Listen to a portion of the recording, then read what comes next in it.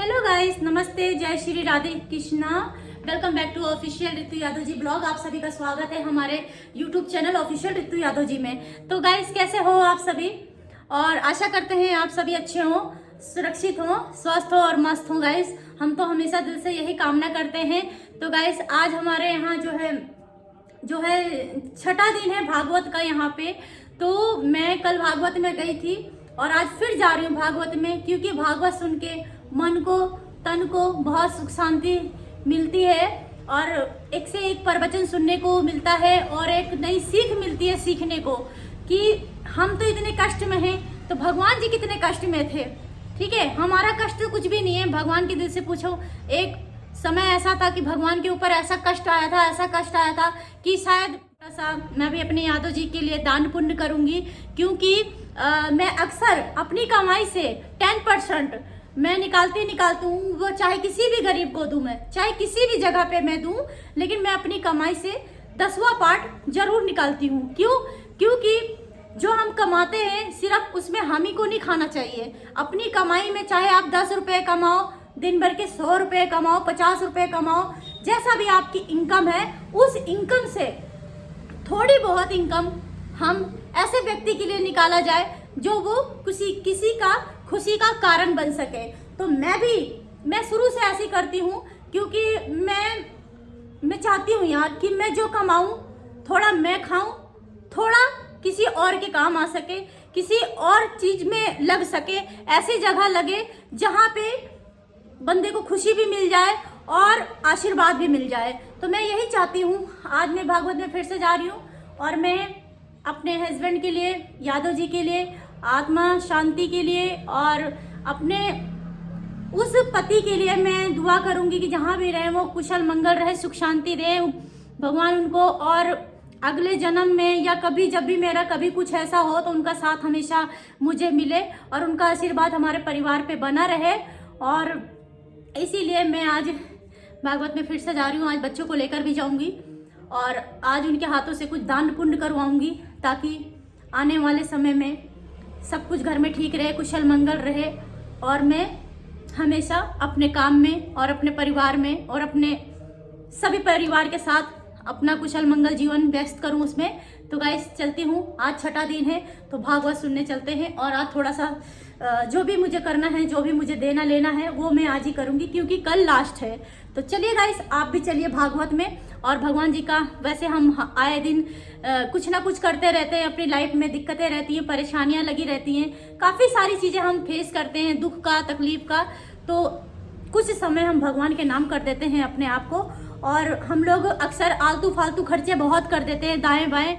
ये दान पुण्य ऐसी जगह लगे, ऐसी जगह काम आए जहाँ पे हमें भी खुशी मिले। तो गाइस, चलिए मिलते हैं आपको भागवत में, और चलिए आप लोग भी भागवत का आनंद लीजिए। सिर्फ 2 दिन बचे हुए, आज और कल। तो कल लास्ट है, इसीलिए मैं आज फिर से जा रही हूँ, क्योंकि ये समय, ये पल बार बार वापस नहीं आता है। हर चीज़ हमेशा सुनने को नहीं मिलती है। घर की राम कहानी हमारी आपकी तो हमेशा ही चलती रहती है, क्यों ना आज गीता भागवत का आनंद लिया जाए। तो चलिए मिलते हैं आपको भागवत में। के पास है भी कुछ नहीं और उसे चाहिए भी कुछ नहीं, जो मिल गया सो पा लिया, सोई राम वही राम।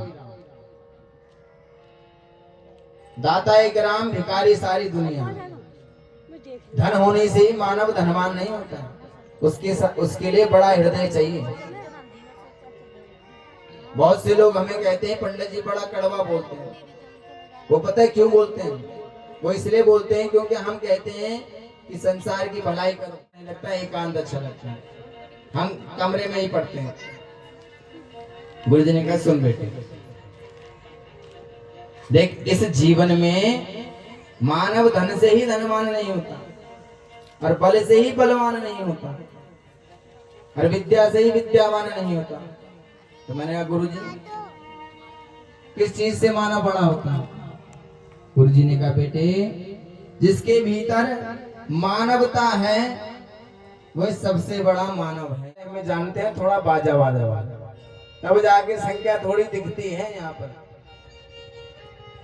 वरना इस गांव से तो गिने चुने ही लोग आते हैं। अब वो क्यों नहीं आते वे वही जाने। बोलो राधे राधे। तो जीवन में जितना ही पुरुषार्थ करते जाओगे उतना ही जीवन संवरेगा। और हमें बड़ा कष्ट होता है जब हम कहते हैं कि माता जी है, कहते हैं ना हम कई लोगों को ऐसा, तो वो क्यों कहते हैं? क्योंकि वास्तव में वो हैं, पर हमें कोई क्यों नहीं कहता? क्योंकि हम हैं ही। और तो हम खुद ही दूसरे को कहते, देखो कितने अच्छे अंकल जी हैं, बहुत सेवा में आते, सास ससुर को बाहर भेज देते हैं, जाओ भैया आप तो तुम, है ना। या तो हम ही चलते हैं फिर अपने जमाई जी को लेकर। एक बार एक पिताजी ने अपने बेटे पर केस कर दिया, तो इसे बुलाया जाए पेशी पे। तो बेटा आया पेशी पे। अब जज साहब ने देखा ये आदमी तो भरा पूर्ण है, खूब धन इसके पास है।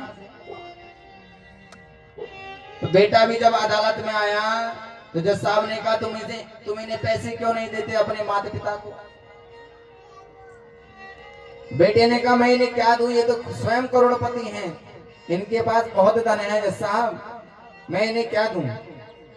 तो मैं तो इस वजह से इन्हें धन नहीं देता तक तुम लेके आए। आदमी कहता है जज साहब देखो मैं तो आदमी हूँ, पुरुष हूँ, तो मुझे अपना हृदय दाब के रखना ही पड़ता है। चाहे कितनी परेशानी संसार में हो, मैं किसी के आगे रो नहीं सकता, क्योंकि महिलाएं तो थोड़ी सी बात होना कि पल्लू गीला हो जाता है, महिलाएं तो रो के अपनी व्यथा गा लेती हैं, पर हम किसके आगे रोएं? तो जज साहब ने कहा ऐसी क्या बात है? प्रभु मैंने इससे तो पीटते रहते थे, हम बार बार कहते थे हम भाग जाएंगे घर से, पर भागे नहीं, आज भी माँ बाप साथ में ही रहते हैं। तो कभी भी ऐसा नहीं करना बहुओं, आज अगर तुम ऐसा करोगी तो कल तुम्हारे साथ भी ऐसा ही होगा। एक बुढ़िया ने अपनी खूब अपने बच्चों को ज्ञान दिया। इधर एक दिन देवऋषि नारद जी को मन में आया कि क्यों ना भगवान की गृहस्थ चर्या देखी जाए। तो नारद जी आज अपनी बीड़ा बजाते हुए कहाँ पहुंच गए? द्वारिकापुरी में। नारद जी बीड़ा पे क्या गाते हैं? श्रीमन्नारायण श्रीमन्नारायण श्रीमन्नारायण नारायण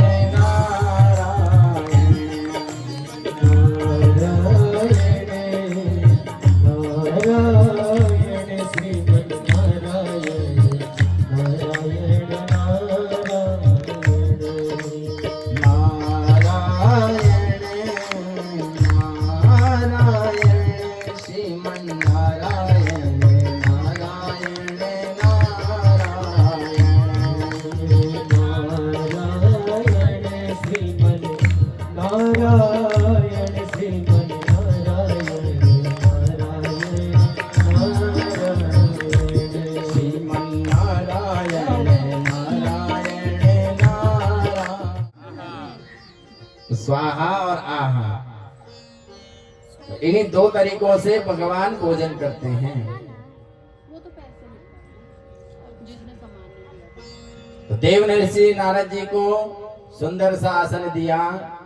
देव ऋषि नारद ने कहा प्रभु आज यहाँ आने का मनोरथ ये था कि मैं देखना चाहता हूँ कि 16,108 पटरानियों के साथ आपका जो गृहस्थ जीवन है वो कैसे यापन होता है।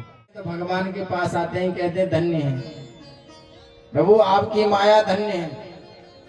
16,100 पटरानियों के साथ भगवान में 16,108 ही रूप धर के सबके साथ एक समान व्यवहार कर रहे हैं। किसी को ये महसूस नहीं होता कि हमारे कन्हैया हमारे साथ नहीं।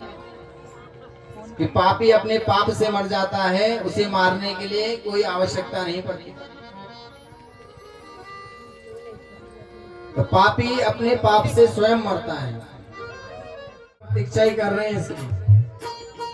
जैसी इस बार इसने पुकारा भगवान तुरंत प्रकट हो गए। पर भगवान भी बड़े कौतूहली हैं, अकेले नहीं आए, सीता जी को भी साथ में लेकर आए। नीलाम्बुजश्यामले कोमलांगं सीता समारोह रघुवंशनाथं।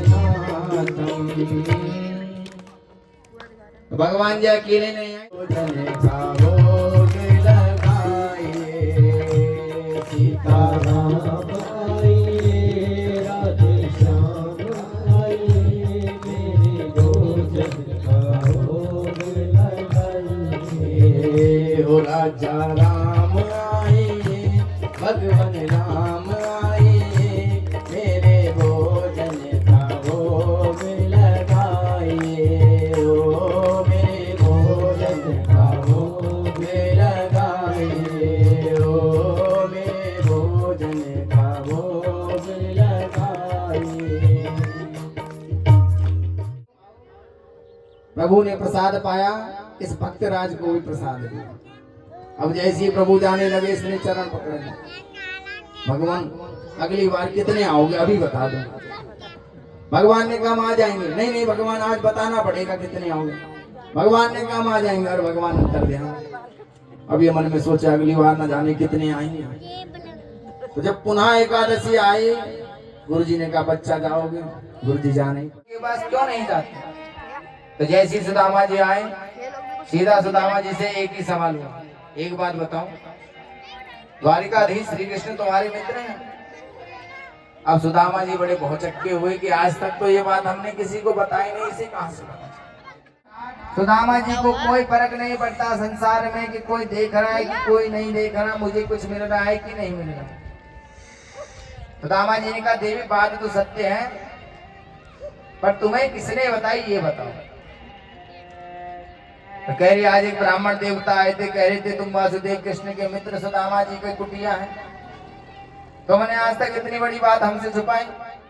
बिहारी के हम हो गए रमण बिहारी के हम हो गए कृष्ण मुरारी के हम हो गए कृष्ण मुरारी के हम हो गए रास बिहारी के हम हो गए रास बिहारी के हम हो गए कृष्ण मुरारी के हम हो गए कृष्ण मुरारी के हम हो गए रास बिहारी के हम हो गए रास बिहारी के हम हो गए कृष्ण मुरारी के हम हो गए कृष्ण मुरारी के हम हो गए रमण बिहारी के हम हो गए रमण बिहारी के। बोले रमण बिहारी लाल की जय। वृंदावन जाऊंगी सखी, वृंदावन जाऊंगी, वो वृंदावन जाऊंगी सखी ना लौट के आऊंगी। वो मेरे उठे विरह में पीड़ सखी वृंदावन जाऊंगी। मेरे उठे विरह में पीड़ सखी वृंदावन जाऊंगी। मेरे उठे विरह वृंदावन जाऊंगी। मेरे उठे विरह में पीड़ सखी वृंदावन जाऊंगी। वृंदावन जाऊंगी सखी ना लौट के आऊंगी। वृंदावन जाऊंगी सखी ना लौट के आऊंगी। मेरे उठे विरह में पीड़ सखी वृंदावन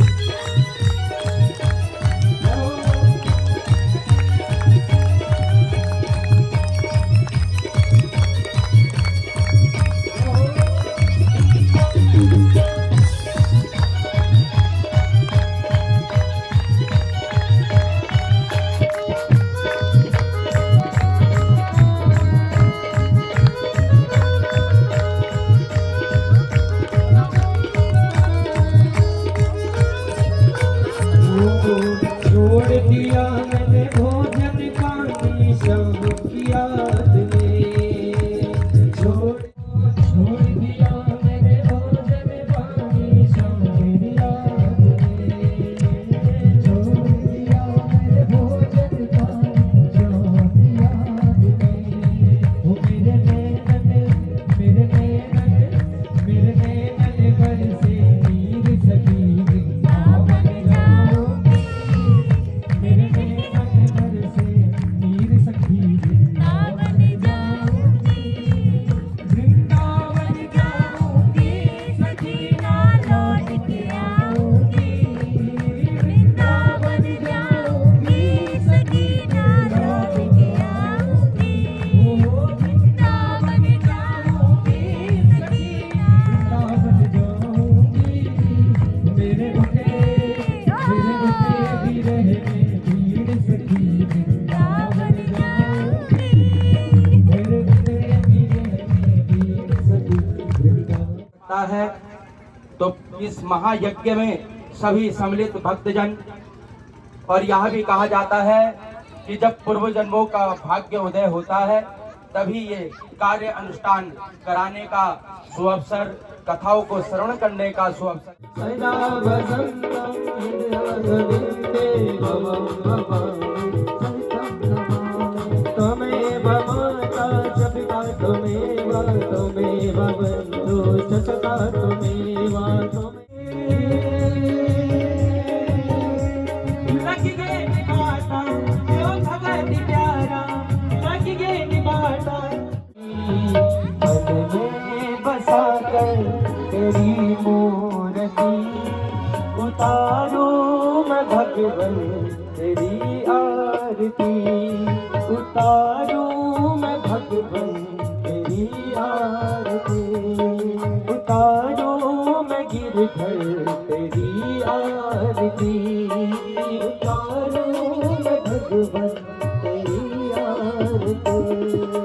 करुणा करो कष्ट हरो ज्ञान दो भगवन, भव में फंसी नाव मेरी तार दो भगवन, करुणा करो कष्ट हरो ज्ञान दो भगवन, भव में फंसी नाव मेरी तार दो भगवन। दर्द की दवा तुम्हारे पास है, दर्द की दवा तुम्हारे पास है, जिंदगी दया की भीख मांगती, मन